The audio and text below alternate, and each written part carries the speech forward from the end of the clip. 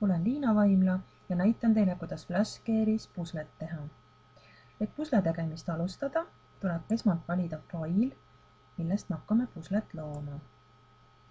Nii, valin siit omale pildi. Järgmiseks tuleb siis vaadata, kui suurtest tükkidest ma soovin oma puslet teha. Valin antud hetkel siis kõige suuremad tükid. Nüüd läheb hetk aega, kuni mul siis pusle valmis genereeritakse. Nüüd mul on siin kaks võimalust.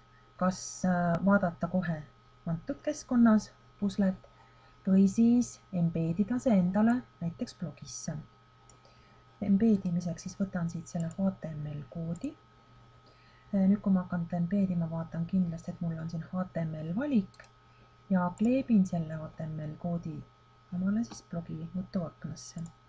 Ja nüüd siis saab vaadata eelvaadet. Nii.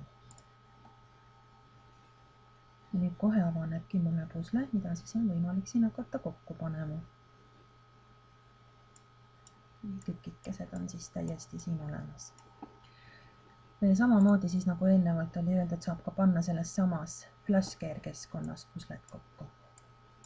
Nii, ühtegi tükkida siit väljapoole raamiala ei lase.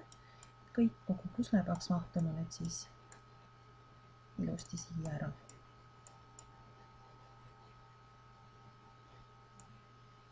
Selline siis valmis puslepilt välja näebki. Edu proovimisel!